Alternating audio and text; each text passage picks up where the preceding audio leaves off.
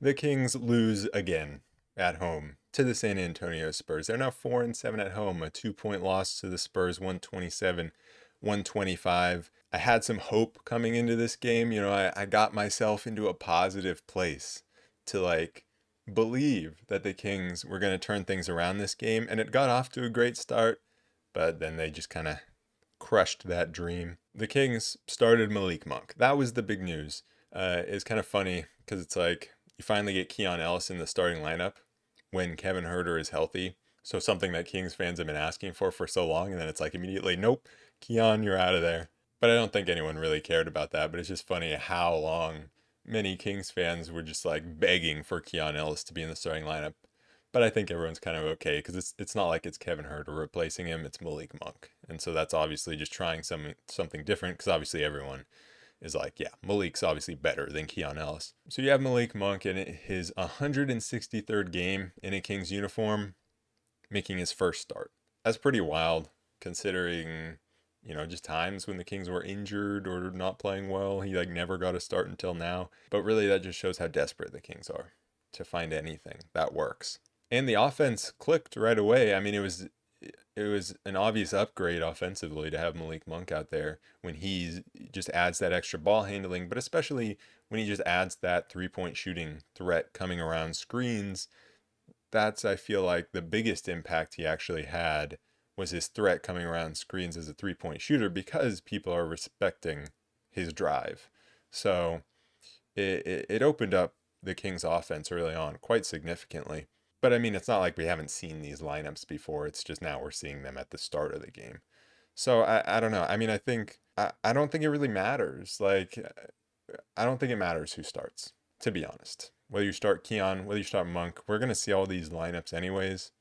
And so we've seen the Kings get off to fast starts. Finally, it wasn't a game where it felt like the Kings should be up by more early on. It's like the Kings actually got up by more in that first quarter than they usually do. And so that's one positive, but then you see in the second quarter, then the problem is you only have De'Aaron Fox out there with Keegan Murray and then a bunch of bench guys. And then the offense is really rough and you give it all right back because you only scored 23 points in the second quarter. So I think at the end of the day, I don't care who starts, who doesn't. It's all the same. The team just has to figure some other things out that don't have to do with who's starting and who's off the bench. And the Kings offense at the start of that second quarter was a problem, but the main problem in this game obviously was on the defensive side because the Kings on defense at the beginning of this game, I mean, they were forcing turnovers and that was kind of what ignited the offense. The way they were running in transition, DeMar DeRozan did a great job getting steals, pushing it in transition. You could just, it's funny watching him go against Harrison Barnes, and it's like you could see the very clear differences in just athleticism. That is why DeRozan is helping the Kings in other ways other than just straight up his shot making, which is obviously the biggest thing that DeMar provides. But it was great the way he was running in transition. The Kings were running in transition.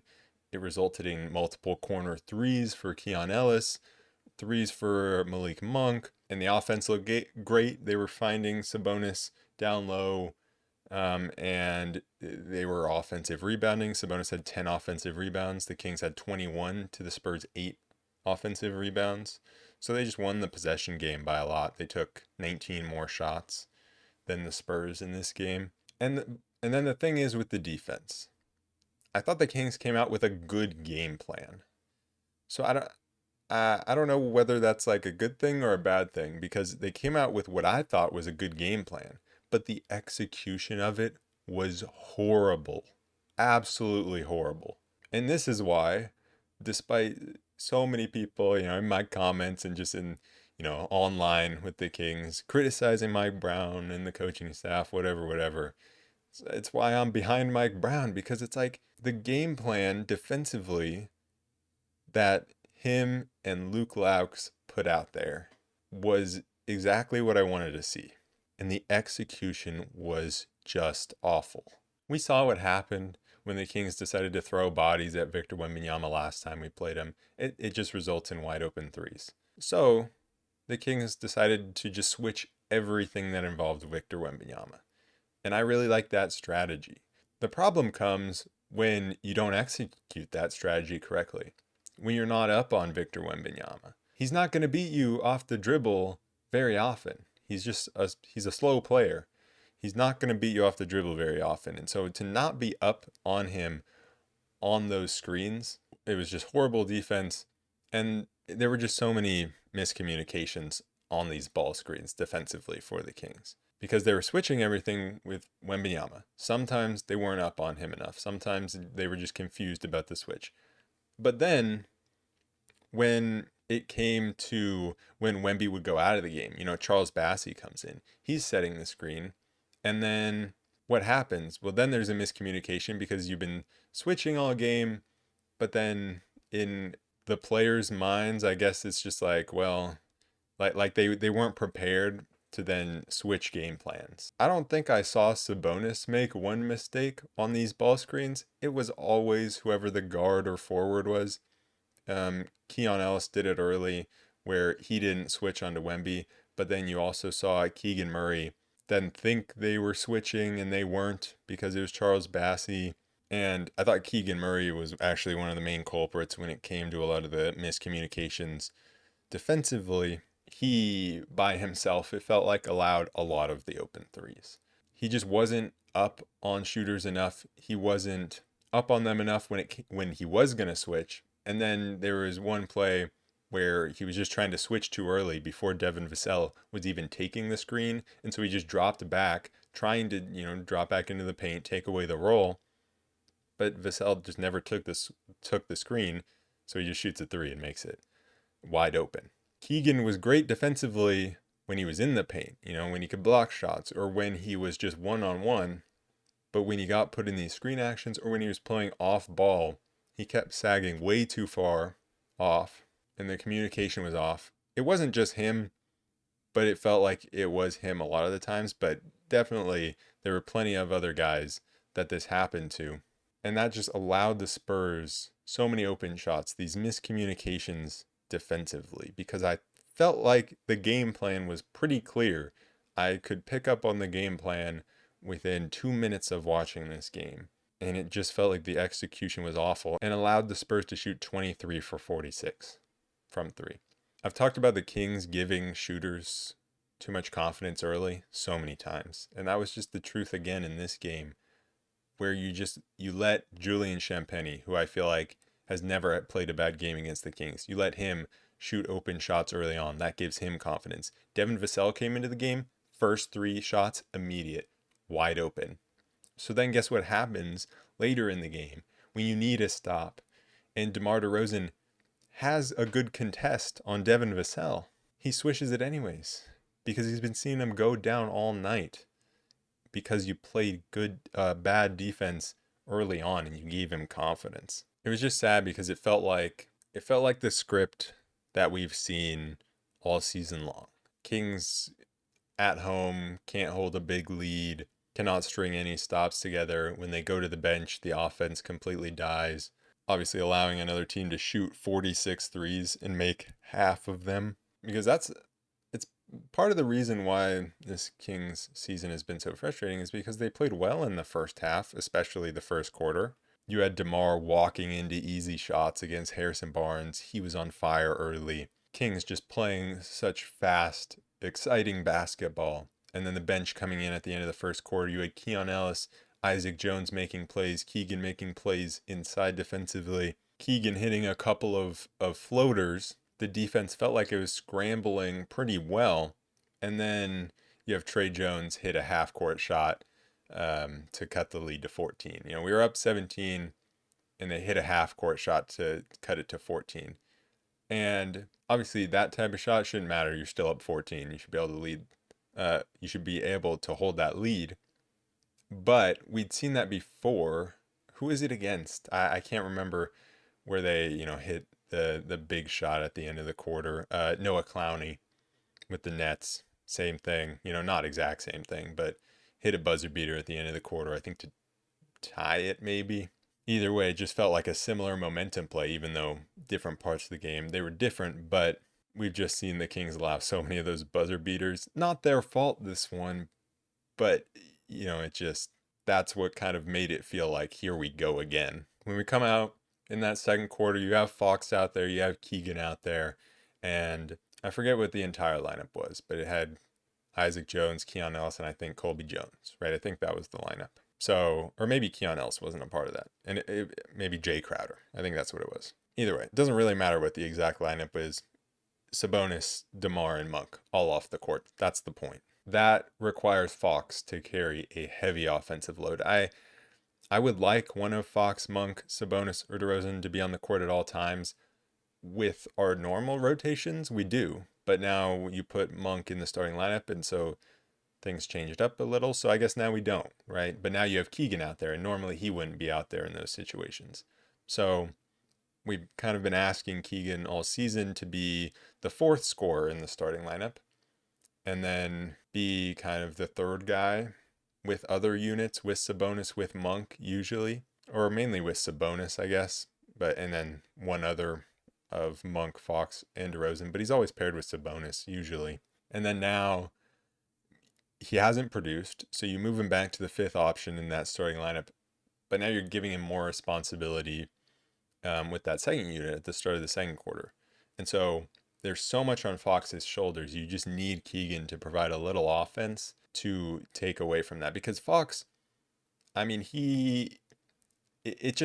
it feels like he has to go on an absolute heater for us to be able to really keep any lead, because he made some shots, he missed some shots. Like he did what he could, right? But with that lineup out there, you just have a lot of non-shooters. Isaac Jones, Colby Jones. They committed some turnovers. They played some bad transition defense. Wemby got hot from deep. He was hot from deep from the start. And so, that was a little worrying, but it's like, okay, all they have to do is survive, right? And this is exactly what happened last game, where Mike Brown was just seemingly rolling the dice to decide who is coming in next, right? And it felt really bad, but then you look up at the score and you're like, no, this is okay. They kept a double-digit lead. Isaac Jones, a huge part of that. He's been so good. 19 minutes, 5 for 7 from the field, had 12 points, 4 rebounds, a steal, a block, 5 fouls, but just he provided bench scoring that we needed. He had 12 points. Keon had 8 points. Crowder with 2. Crowder robbed of that 3-pointer where Fox threw it off Wemby right to him. So it's like it didn't feel good, but they were still up double digits by the time everyone else comes back in. For some reason, they kept Colby in and then brought in all the other guys off the bench. He missed a quick fire 3, didn't understand why he took that, but hey, he was shooting with confidence. I can't really fault him. Then he stayed in after the timeout. Didn't really understand that. Missed a floater. He played 7 minutes. Look, it's tough because it's like I get it. We're searching for guys, and he only played 7 minutes, but they just weren't great minutes. I thought he was going to come out after the timeout. I'm really not going to fault the coaching staff for searching for answers off the bench. I would have played like McLaughlin or just played like Crowder more or something, but it is what it is. That's not what's going to lose you a game, right? It wasn't great. It didn't do great things for the team in that stretch, but it's not what's going to lose you the game. And so what's disappointing is the way the Kings let the rest of the second quarter slip away. When even though the offense was horrible to start that second quarter with the bench in, now you have the rest of your guys in with Fox getting a rest, with Keegan getting a short rest because then he came back in for Colby. You still give it up. Too many open threes for Julian Champagnie, more miscommunications with Wemby. There was just a fast, frantic pace at times. Both teams missing a lot at the rim. The Kings had multiple, two different sequences of missing 3 or more shots at the rim. Sabonis missed, I think, 3 in a row on one. And then we had like a 3-on-1 that we didn't convert. So that's not great. The Kings were not good in finishing at the rim in man advantage scenarios and in kind of frantic scenarios. And they allowed the Spurs to hit another 3 at the end of the quarter after they, missed a bunch of shots at the rim. So it's like those swing plays suck. But DeMar did draw a foul knock down the free throws. So it's like, okay, you're heading into half with a 7-point lead. You were up 17, you kind of let it slip. You're still up 7 though. When things got really frantic, you were able to kind of survive. So you go into halftime thinking you played okay, you played good at times, but you should be able to put this team away. Problem is, the Kings have gone into halftime with that same thought so many times this season, and they never come out with a good third quarter. I think at the start of the season, like very start of the season, they had some good third quarters, but after that, it's just been awful. They got outscored 32-34 in this third quarter. So that's not even that bad, you know. You still go in with a 5-point lead to the fourth quarter. But at one point in the third quarter, the Spurs did lead this game. And what sucked was the way that the Kings came out in the very first part of that third quarter, and they played well. They had a couple of really nice contests on threes, forced some misses. DeMar pushing the pace again, made a very athletic move around Harrison Barnes, kicked it to Monk in the corner for a three, and that's kind of the fast-paced, fun offense we want to see. That energy, DeMar leading the fast break, making a great pass. But then every time the Kings would go on one of these runs, they get up double digits again, and then they just have moments where they fall apart defensively. So many defensive breakdowns. The reason the Kings didn't have that many timeouts late in this game was because there were so many just insanely bad defensive breakdowns where Mike Brown called a timeout after. The Kings doubled Wemby in the post because Fox was off of him. That in and of itself, not the most horrible thing to do, right? But it was the fact that then two other Kings, the non-doubling Kings, two other of them dropped into the paint for no reason when only one of them needed to be there. And then they weren't ready at all to rotate, and so it just led to a wide open three. An easy pass for Wemby over the top, wide open three. Nobody is ready to rotate out. They're just sitting in the paint for no reason. Then there was another breakdown where Chris Paul has the ball in the perimeter, and the Kings just inexplicably double team.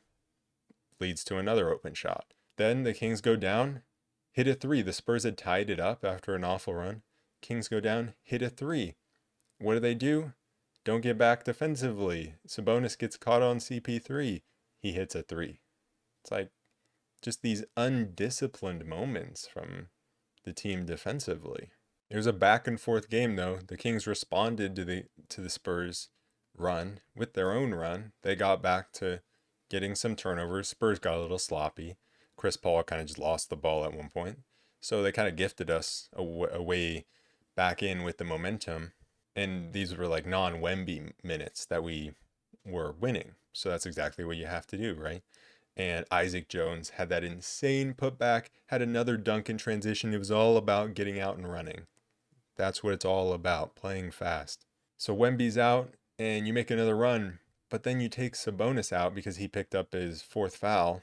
And so those kind of dreaded start of the fourth quarter minutes, or just, start of the second period in both halves, where you're not going to have Sabonis, you're not going to have DeMar, Monk.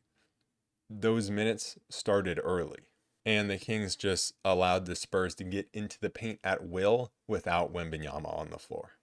And that allowed them either to finish or to kick out for open shots. The defense was sad once Sabonis went out of the game. At that point, there was zero resistance.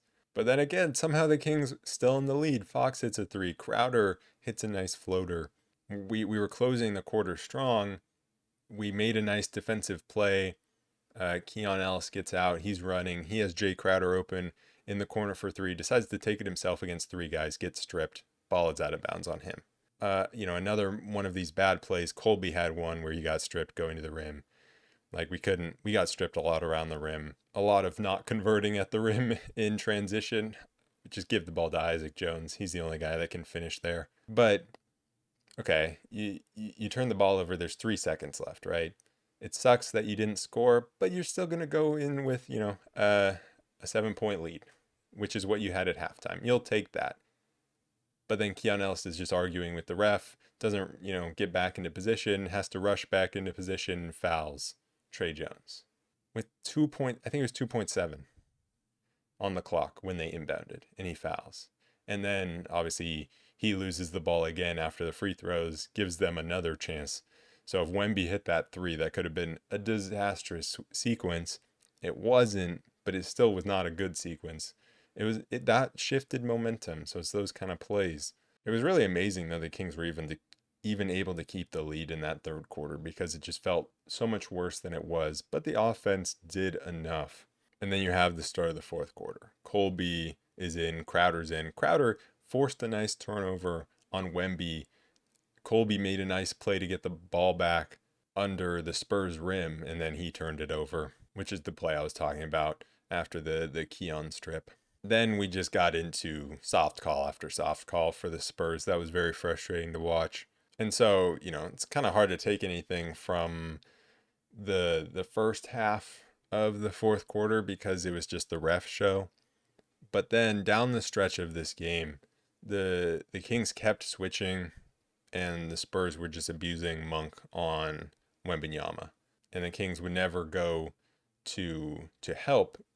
And Monk was really the only guy they could do this to, because Fox could hold his ground, but Monk was obviously our worst defender, and that's kind of the concern with a lineup like we were putting out in our starting lineup, is like there's a whole lot of offensive firepower, but then you have Malik Monk out there defensively, right? So they abused him. I don't know if Keon could have done much better, but that's why it'd be nice for the Kings to have someone with more size in that spot.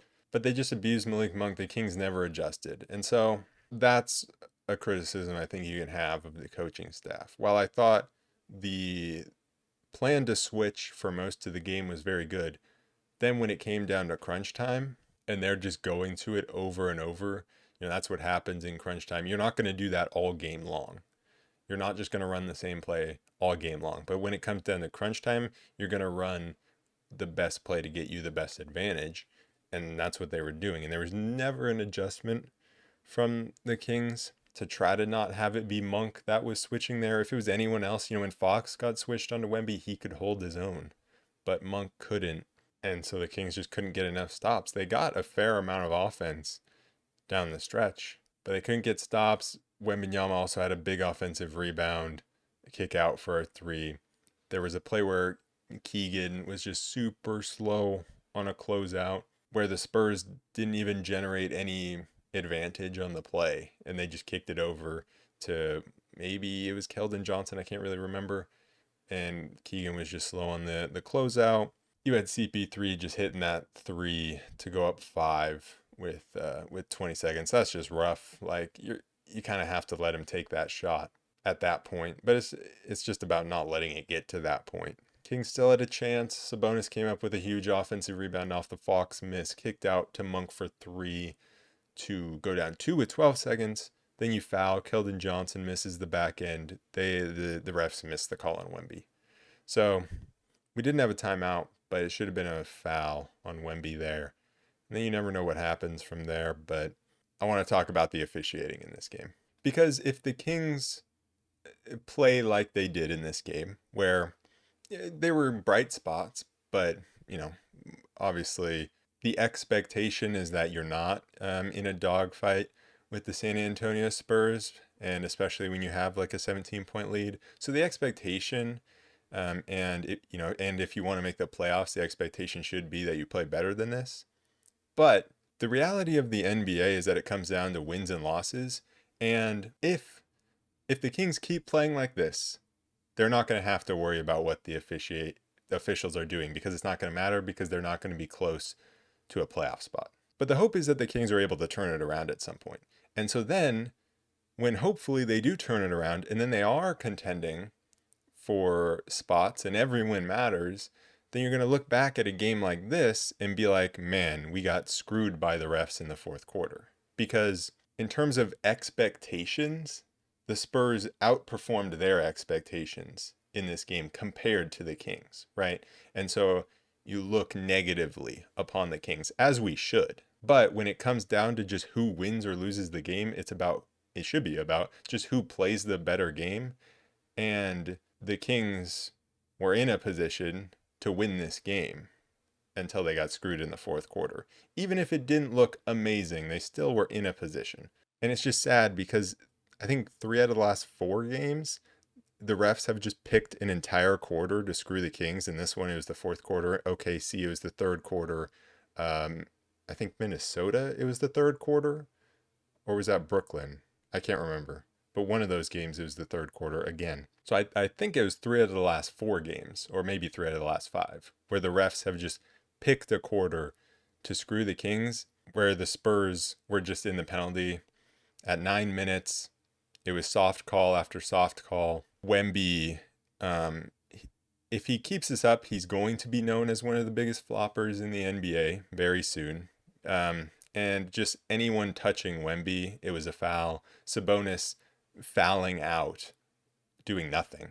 And then Wemby kneeing De'Aaron Fox, and they overturn it, obviously, but then not calling an offensive foul on Wemby there.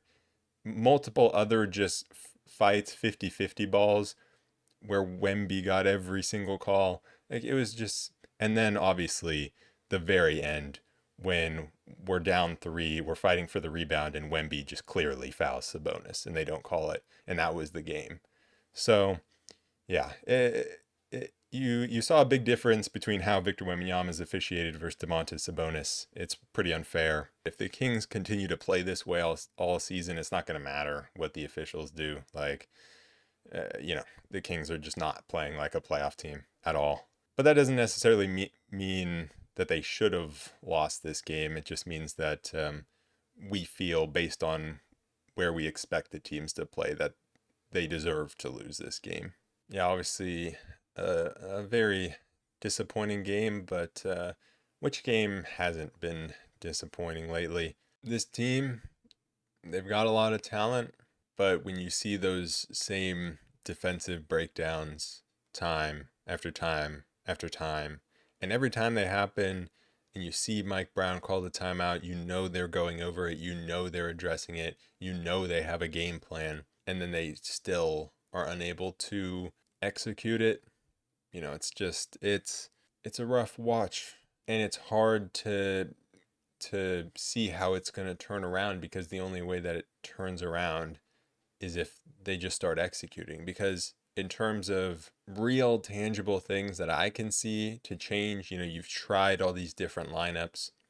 It's really not a lineup problem at this point. You just need better defensive execution, and you would love a little more offense from Keegan Murray. That would be great, but it really does just come down to executing better defensively, because now it's not a bench problem anymore like it was early in the season. Like, you're getting some production. It's not the greatest production now, especially with Monk in the starting lineup, but you got 12 from Isaac, you got 8 from Keon, and I thought Crowder came in, and I thought he was solid, exactly what you want to see.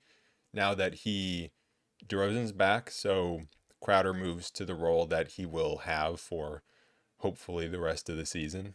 Hopefully he doesn't have to take on a bigger role. This is more what you envision Crowder doing, playing 11 minutes, coming in, made some solid plays, grabbed 5 boards, scored a couple points, made some defensive plays, stood up when guarding Wembanyama in the post. Like, I liked what I saw from Jake Crowder again.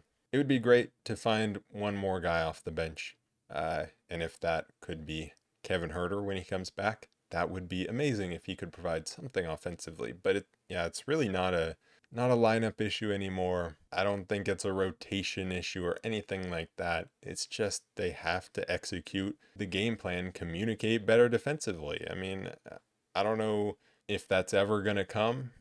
I hope it does, but you obviously know that this team has the ability to go on a win streak, but it's just a matter of if they will. Because you could bring someone in through trade that could help. There's no doubt that you could bring in another wing or big that could help. Or even at this point, another scoring guard, even though we don't really need it. Another scoring guard, if they're good enough, could even help, right? Anybody, just one more player could help. But the thing with that is that it would be great to get another wing player at the trade deadline. First of all, you have to get to the trade deadline, because it's rare for trades to happen before. But then also, I look at this team and I thought they played pretty well before the injuries. But then Monk goes down, and it's like, okay, now they kind of start playing worse. DeRozan goes down, Sabonis goes down, they start playing a little worse. But then Monk comes back, Sabonis comes back, DeRozan comes back, and it's still all the same. And so I'm like, okay, would adding another player to this roster even really do anything? Like at this point, it comes down to players just executing better.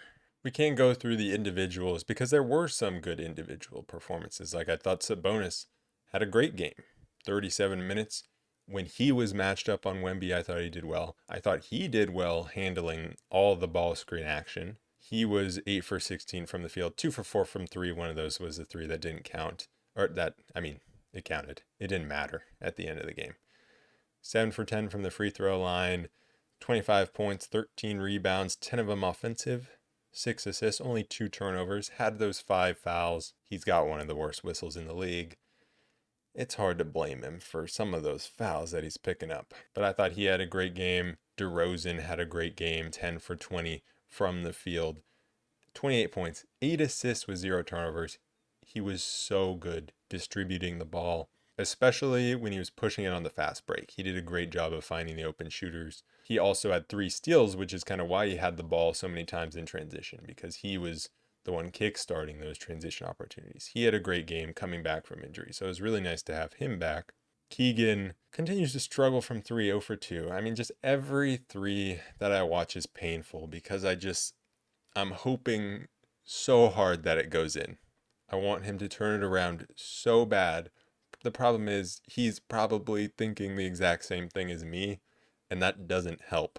He had some great drives. He had some great floaters. He had a dunk on Wemby. We love to see those plays off the dribble. I would have loved to see him down in the post a little more when he had Chris Paul on him. So maybe I would love if the coaching staff got involved a little bit, drawing something up for him there. But I loved when he was attacking off the dribble.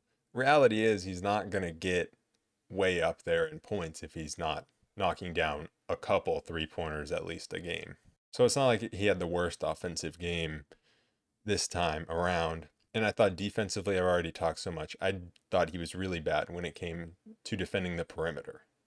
When he was in the paint, he did a great job of protecting the rim and being active down low. But I felt like he was a little too quick a lot of the times to sink back too much off the perimeter. Fox, he went 9 for 23, 3 for 8 from 3. Not his most efficient night, obviously, but I thought he had a good game offensively. So 23 points, 9 assists, 6 rebounds, 2 steals, a block. And then you have Malik Monk, who I thought had a good game offensively, 7 for 14, 5 for 10 from 3, 19 points, 6 assists, 7 rebounds. And that's kind of the problem. I went through that, and you're like, who really had a bad game? Offensively, pretty much none of them. Defensively, it's, obviously I talked about Keegan. I don't think Monk was very good defensively, but it kind of more just comes down to the entire team executing. And so that's kind of where it's like, what do you do when guys are actually doing what they're supposed to be doing for their skill sets? And maybe that is why you do need a trade here. Off the bench, already talked about Jay Crowder, thought he was solid. Isaac Jones, 19 minutes, 12 points, 4 rebounds, had a steal, had a block. That putback dunk was insane. I don't know how he did that. Just like grabbing the ball from Devin Vassell. He was just floating in midair. He has springs. He has been very much a bright spot for this team because he's coming as a rookie two-way player and he's performing early in the season. And it feels like he doesn't make too many mistakes. And his finishing around the rim, especially against shot blockers, is great. The Kings in general have been going at shot blockers. They win at Gobert, they win at Wemby, and they've dominated points in the paint. Keon, 17 minutes. Again, knocking down threes, hit a couple of corner threes. That's what you love to see from Keon. He was definitely a part of some of those miscommunications on the perimeter defensively. Had that really bad sequence at the end of the third quarter. But it was a solid game for him. Colby came in 7 minutes and didn't do all that much. I can appreciate his hustle, but it just doesn't seem like there's all that much there positively that he brings outside of that. So I appreciate giving him a chance, but it just doesn't seem like it's there right now. The Kings now, they stay at home, unfortunately. Unfortunately, because they always lose at home, and because the home crowd has to suffer through these losses. But they play Houston, so good luck with that. Houston is second in the West. They just beat OKC. I think they're only a half game out of first in the West right now. They've been playing some amazing basketball, and they've been doing it despite some struggles from guys like Fred VanVleet. Started off the season pretty poorly. I think he's been better lately. Like Jalen Green is at his ups and downs. It feels like they don't really have a great perimeter scorer, but they're a great defense, and they've just been doing enough offensively. And that offense, obviously being centered around Alperen Şengün, they have a very exciting young core, and they seem like they could be the young core to kind of challenge OKC in the West. It's just kind of wild that it's happening right now. I don't know. I don't think this is the season for them.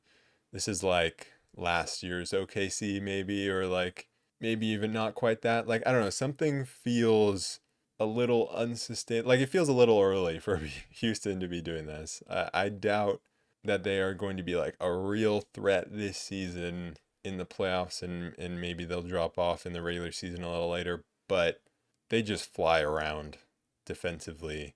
Amen Thompson is super fun to watch.